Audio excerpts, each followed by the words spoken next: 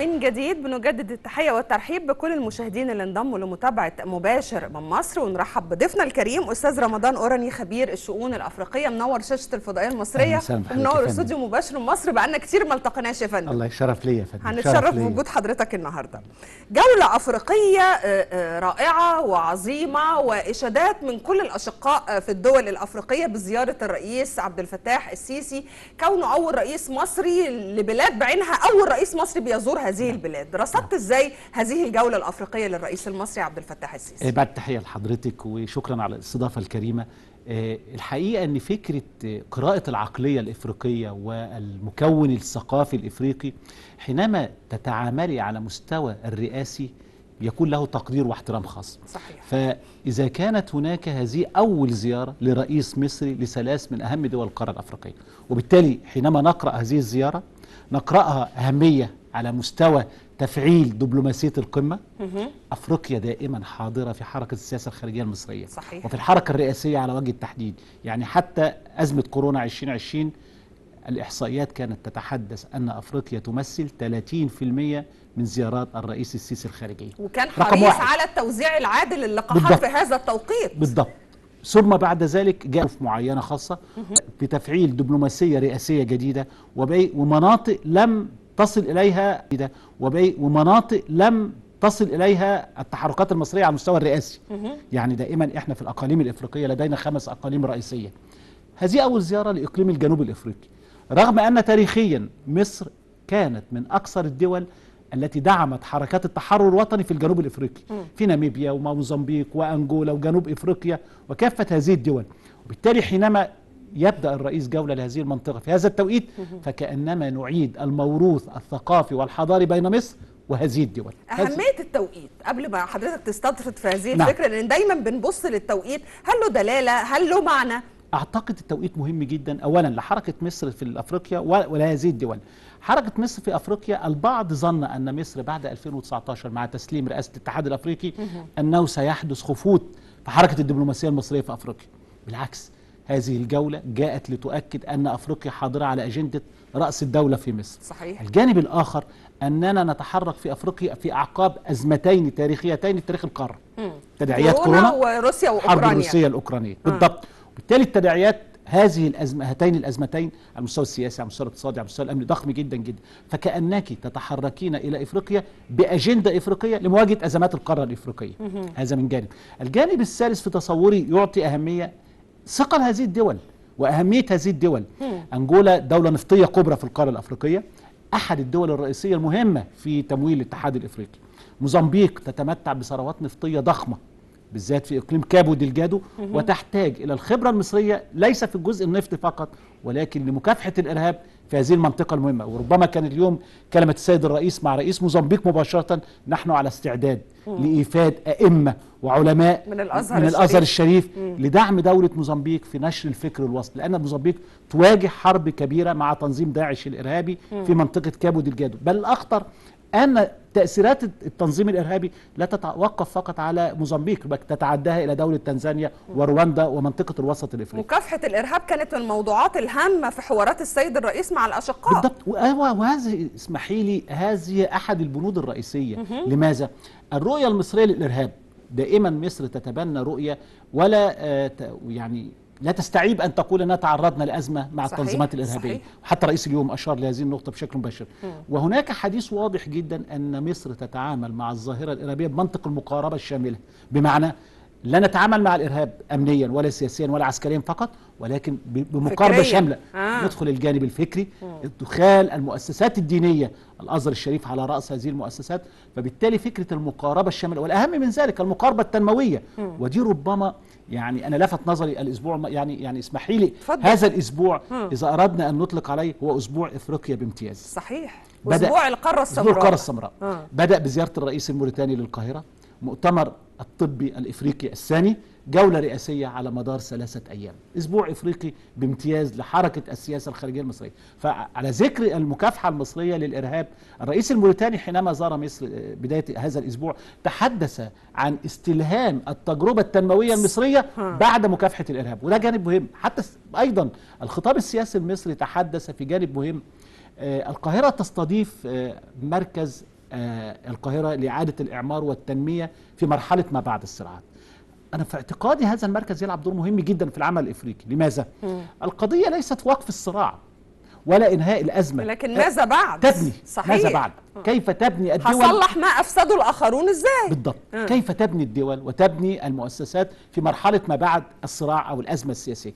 ده جانب مهم. لدينا أيضا مركز الاتحاد الإفريقي لدول الساحل والصحراء، وتبدو أهمية هذه المنطقة باعتبار هذه المنطقة هي المنطقة الأخطر والملتهبة أمنيا في استضافة التنظيمات الإرهابية. بالتالي إذا أردنا أن نتساءل، إذا كنا قدمنا التحرر ودعم حركة التحرر الوطني، نحن الآن لدينا ما يمكن أن نقدمه لإفريقيا في مكافحة الإرهاب، في دعم التجربة التنموية.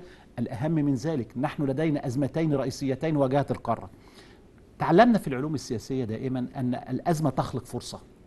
فأزمة كورونا والحرب الروسية الأوكرانية أعطتنا فرصة أن نبحث عن حلول إفريقية لأزماتنا الإفريقية.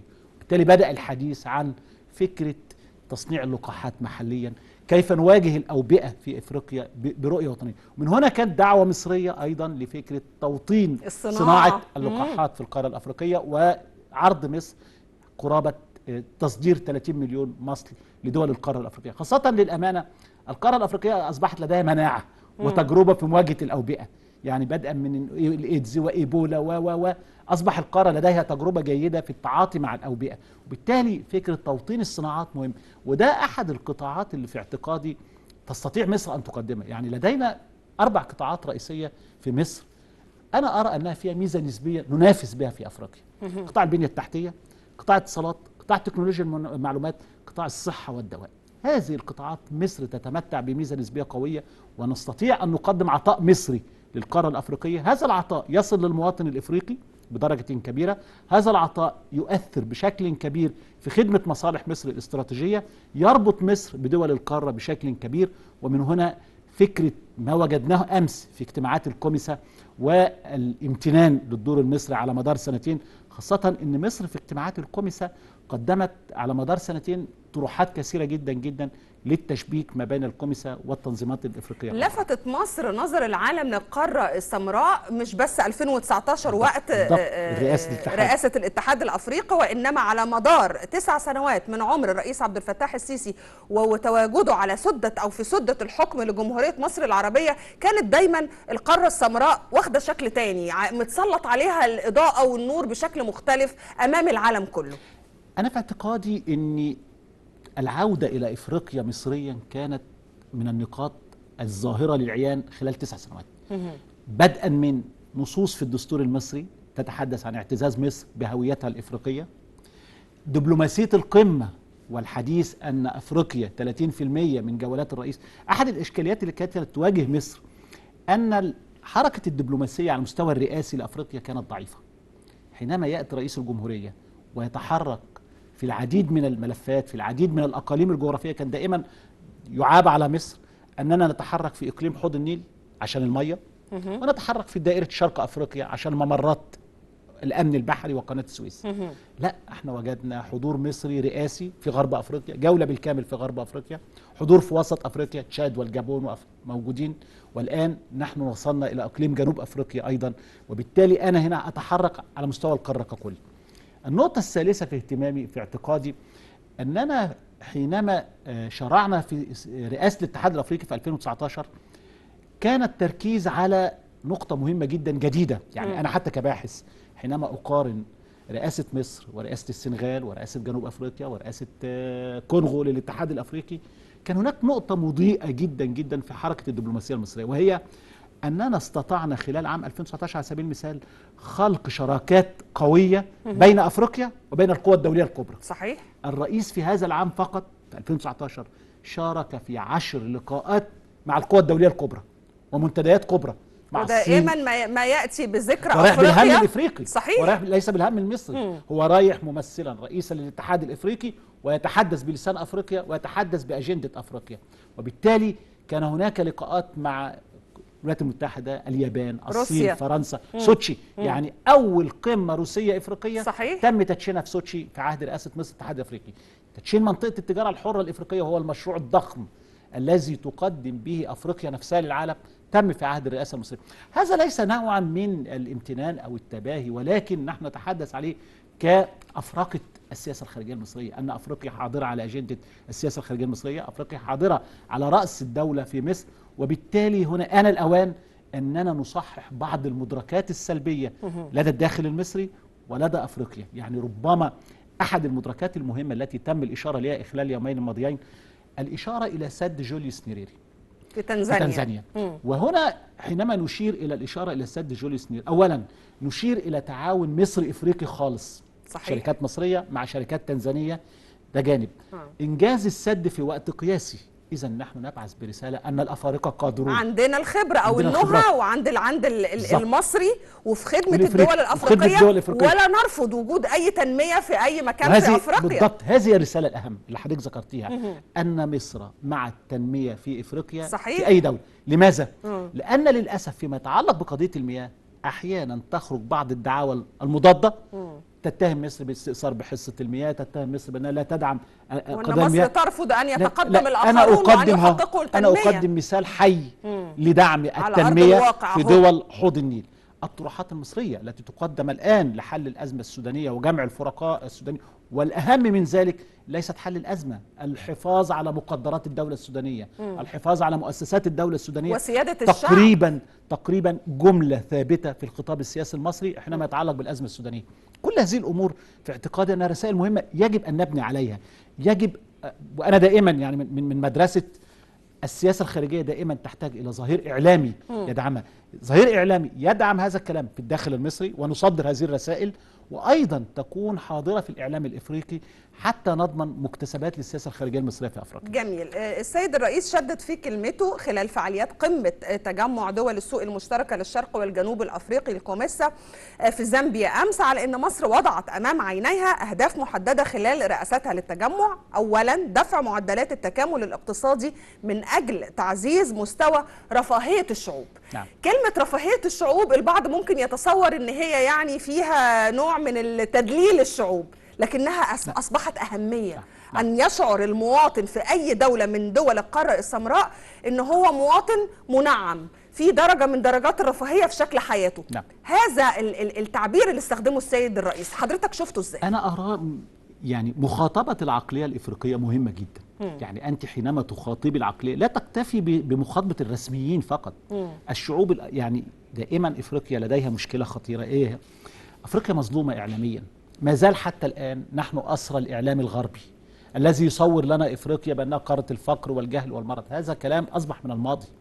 نحن الآن أولا أمام قارة شابة على المستوى السكاني، يعني تتحدثي في مليار الهرم السكاني فيها شباب. يعني قرابة 60% من المليار و300 مليون نسمة من الشباب. الجامعات الإفريقية أصبحت جامعات لها سمعة عالمية. معدلات النمو الاقتصادي في بعض الدول الأفريقية بمعدلات عالمية. إذن الصورة النمطية لإفريقيا اختفت. وبالتالي حينما أخاطب الشعوب الأفريقية وأقول أننا أبغي أو أننا أستهدف رفاهية الشعوب الأفريقية، أنا أحترم هذه العقلية، أحترم الشعوب الأفريقية. وبالتالي كلما أدرك المواطن الإفريقي احترامك له زاد تقديره لك. دي هذه العقلية الأفريقية. وبالتالي ده جانب مهم. الجانب الثاني في تصوري، دعينا نكون صرحاء، أي مشروع سياسي، أي مشروع تنموي إذا لم يعد على المواطن فليس له قيمة. صحيح. هذه محصلة التنمية، أن يشعر المواطن الإفريقي. تم تدشين منطقة التجارة الحرة الأفريقية، الحديث عن تكتلات اقتصادية ثلاثة، الكوميسا والسادك والإياك، ثم ماذا؟ وبالتالي أنا أتصور أن أمس تم طرح رقمين مهمين جدا في قمة الكوميسا. الرقم الأولاني أن خلال العامين الماضيين مع رئاسة مصر للكوميسا بلغ التبادل التجاري بين الدول 13 مليار. ده رقم محترم جدا ومهم جدا. صح، في المأمول أكتر. الأهم من ذلك القيمة الأعلى من سنة 2000 بالظبط لحد 2023. نحن نتحدث عن 13 مليار. ده رقم مهم جدا. وسأقول لحضرتك لماذا هذا الرقم مهم. التبادل التجاري بين مصر والكوميسا قفز ل 4.3 مليار دولار. ده رقم. أيضا حركة تجارة مصر مع أفريقيا كانت من سنتين 2 مليار دولار. مع الكوميسا فقط لما توصل 4 مليار، دي نقلة نوعية. لماذا؟ أحد الإشكاليات الرئيسية التي تواجه حركة التجارة الأفريقية أو الاقتصاد الأفريقي ضعف التبادل التجاري الإفريقي. حينما أقفز بهذه المعدلات إذن أنا على الطريق الصحيح على مستوى التبادل الاقتصادي والتجاري بين دول القارة الأفريقية. تعزيز مقدرات السلم والأمن الأفريقي محور من المحاور المهمة اللي تناولها الرئيس عبد الفتاح السيسي. نعم. حضرتك قرأتها ازاي؟ قرأت الطرح اللي قدمه الرئيس ازاي؟ المشكلة الحقيقية ان مصر يعني التحدي اللي واجهها خلال العامين الماضيين واجهت تحدي غير مسبوق. بمعنى مع رئاسة مصر الكوميسا واجهت 4 تحديات رئيسية.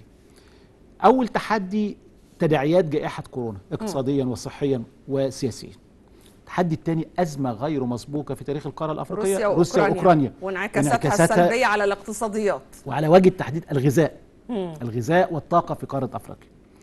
أزمة إرهاب ممتدة من حوالي سنة 2000 تعاش القارة الأفريقية. الأخطر في ذلك في تصوري أنه لدينا على مستوى السلم والأمن في القارة الأفريقية أزمات لم نجد لها حلول حتى الآن. أزمة ليبيا حتى الآن ما زالت قائمة، مشكلة الدولة في أفريقيا الوسطى، الكونغو الديمقراطية ولا أزمات. وبالتالي أنا حينما أتحرك في الكوميسا لدي 4 تحديات جوهرية، بهم تحدي رئيسي العالم كله يواجهه ويقف عاجزا أمامه، جائحة كورونا. وبالتالي كان هناك طرح مصري يتعلق بمواجهة السلم والأمن.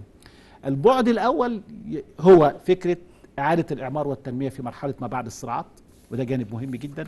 البعد الثاني في اعتقادي فكرة الحلول الإفريقية للأزمات الأفريقية، وده مبدأ مهم جدا من مبادئ الاتحاد الأفريقي اللي تم ترسيخها في أجندة 2063، إن كانت مصر تتحرك بأدوات إفريقية لمواجهة هذه الأزمات الممتدة. وبالتالي في تصوري إن أنا حينما أعلي جانب السلم والأمن ده جانب، حينما أفكر في إعادة الإعمار ده جانب. الأهم في تصوري أيضا أن مصر طرحت طرح براجماتي واقعي، وهو أنني حينما أسعى لحل المشكلات الأفريقية أنا في احتياج إلى الشريك الدولي، احتياج للشريك الدولي في التنمية، احتياج له في التمويل، احتياج له في نقل الخبرة. وبالتالي كان التحرك المصري على مدار 2019 في رئاسة الاتحاد الأفريقي أننا لا أغفل أهمية الشريك الدولي، ولكن وفق أجندة إفريقية. ده كانت موائمة صعبة جدا جدا، إن أنا كيف أجمع بين دعم الشريك الدولي ويدعم أجندتي الإفريقية خلال السنوات الماضية. وبالتالي أنا في تصوري أن الطرح المصري السلم والأمن مسألة مهمة جدا. وحتى أمس كان حديث أيضا واضح عن الأزمة السودانية، باعتبار هي أحد التحديات الرئيسية الآن أمام القارة الأفريقية. لماذا؟ هم مشترك. هم مشترك. أولا السودان لديه تماس مع 8 دول أفريقية على مستوى التماس المباشر. الحدود. السودان تأثيرات الأزمة السودانية تطال أهم إقليمين في القارة الأفريقية، إقليم القرن الإفريقي وشرق أفريقيا، وهنا يرتبط بأمن الممرات الرئيسية في القارة المائية، ومنطقة الساحل والصحراء التي تشهد تنظيمات إرهابية. وبالتالي قد تصبح السودان لا قدر الله، يعني الظهير المائي والظهير الصحراوي قد تصبح السودان لا قدر الله إذا طال أمد هذا الصراع مجال أو ملاذ للتنظيمات الإرهابية.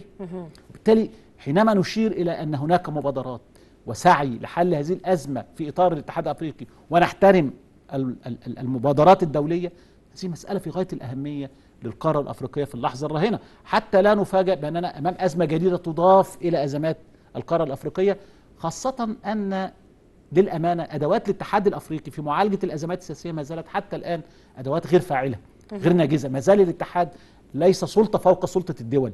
وبالتالي وجدنا أزمة في تجري على مدار سنوات، أزمة في أفريقيا الوسطى، أزمة في الكونغو، أزمة مالي، والدولة يعني منطقة غرب أفريقيا عاشت آخر عامين مجموعة من الانقلابات العسكرية الشديدة، وبالتالي أثرت على عملية التنمية، أثرت على مكونات الدول، أثرت على قدرة هذه الدول. وكانت هذه المناطق مليئة بالحروب الأهلية المختلفة والمتنوعة الحقيقة في بقاع مختلفة حروب من القارة أهلية، السمراء. إرهاب، الآن انقلابات عسكرية وتتعرض بعضها لعقوبات دولية. إذن أنت أمام جملة تحديات، تركة ثقيلة بالضبط، بجانب التركة الاقتصادية النتيجة عن كورونا والحرب الروسية الأوكرانية. فبالتالي لا، نحن أمام تحدي ثقيل. لكن كون إن أنا أنجح إن أنا أخلق تشبيك بين منطقة التجارة الحرة الأفريقية والتكتلات الإفريقية الفرعية وأصل بمعدل تبادل تجاري 13 مليار يحسب لمصر. الطرح مبادرة التصنيع الإقليمي الإفريقي، نتحدث توطين الصناعات على مدار 10 سنوات 2017-2026. الحديث عن توطين صناعة اللقاحات في أفريقيا طرح مصري مهم. إعادة الإعمار. الأهم من ذلك بقى فكرة تطوير مشروعات البنية التحتية والحديث عن مشروع الاستصلاح الزراعي والاستصلاح الأرضي والبنية التحتية والكهرباء بالضبط، وحديث عن ممرات مائية أيضا. يعني فيكتوريا المتوسط أحد المشروعات الربط القاري المهمة. أنت جزء من التحدي اللي بيواجه التجاره البينيه الافريقيه، مشكله الحدود ومشكله الانسياب حركه السلع والافراد. بالتالي حينما ابدا بمشروع ربط قاري من شمال القاره الى فيكتوريا في اوغندا وصولا الى جنوب افريقيا، دي نقله مهمه. اسمحي لي، احنا الازمه السودانيه كشفت نقطه مهمه، اهميه المعابر اللي دشنتها مصر والسودان في السنوات الاخيره. معبر قسطل واشكيت وارجين هو الذي يستقبل الناس الان، اللاجئين والمرضى والمصابين والحالات الانسانيه. صحيح. يعني انا كيف اواجه الوضع الانساني المتردي في السودان، الوضع الانساني الخطير؟ المعابر المصريه هي التي انقذت هذا الوضع في قسطل واشكيت وارجين. وبالتالي حتى المواطني الجنسيات غير السودانيه كان لجوءهم وخروجهم من السودان من خلال هذه المعابر. اذا كنا سباقين من 2018 لما دشنا هذه المعابر مع دوله السودان.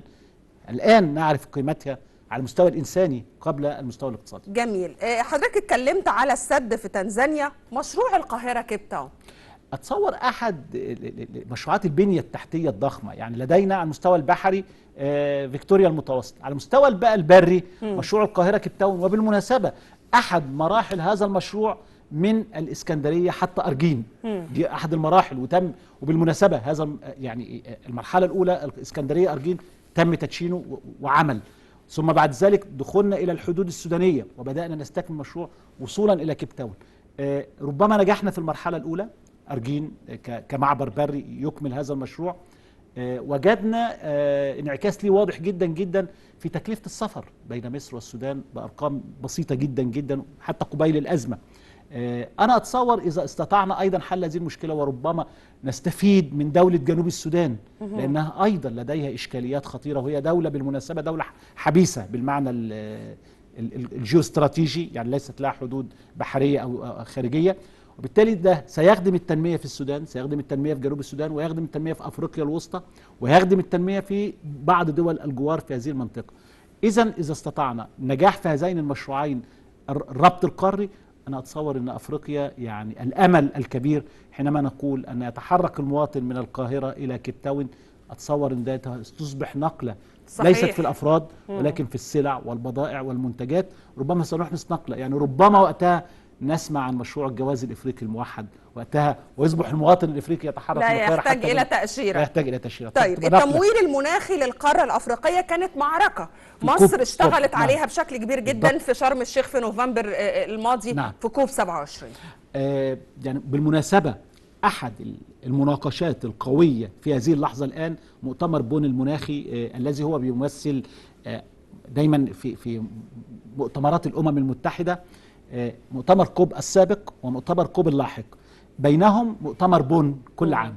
فمؤتمر بون هذا العام بين 27 في شرم الشيخ و28 في دولة الإمارات، أحد المناقشات الجوهرية والرئيسية في بون كيف نفعل صندوق الخسائر والأضرار الذي تم الموافقة عليه في شرم الشيخ. نحن نتحدث الآن عن صندوق قرابة 100 مليار دولار. هناك تقريبا إنجاز التعبير معركة دبلوماسية عالمية بين الأطراف، دول السبع ومجموعة ال20 التي لديها مشاكل مع الانبعاثات الحرارية، ودول القارة الأفريقية الضحايا لازم. وبالتالي بدأنا نسمع مصطلحات كانت تتداول في شرم الشيخ: العدالة المناخية، صندوق الأضرار.